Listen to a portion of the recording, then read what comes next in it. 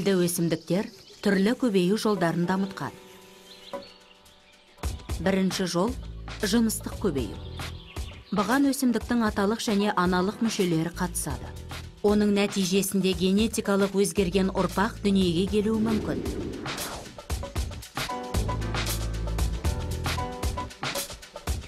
Жыныстық көбею әдетте екі ата-аналық өсімдіктің арасында болады.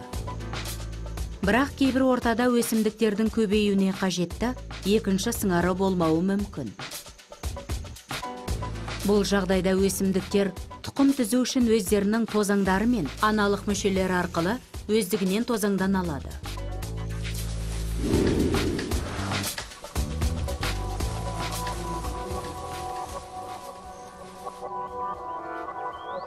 Тіпті кейбір өсімдік түрлерінде тұқым түзбей-ақ өздігінен көбею жолдары жетілген.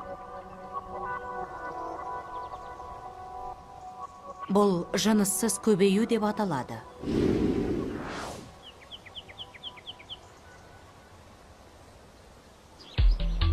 Жыныссыз көбею тек бір ғана ата-ананың қатысуы арқылы жүзеге асады, ал жаңа өсімдік көшірме клон болып табылады. Жыныссыз көбеюдің көптеген түрлері бар. Мысалы, тамырсабақ жер қыртысын жарып шығып, жаңа өсімдік түзетін жер асты бұтақтары болып табылады. Түйнек түр өзгерген тамырсабақ. Олар крахмалға толтырылып, жаңа өсімдіктер өсіп шығатын бүршіктер түзеді. Өркен жер үсті сабағына жатады.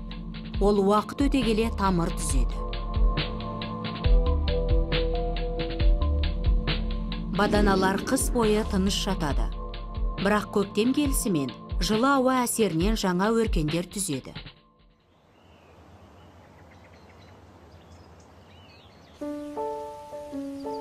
Жыныссыз көбеюде генетикалық өзгергіштік төмен болғанымен, оның өз артықшылықтары бар.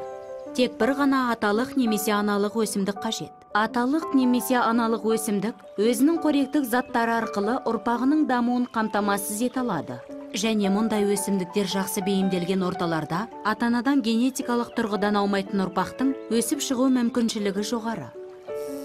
Өсімдіктер көбеюдің әртүрлі жолдарын қолданады.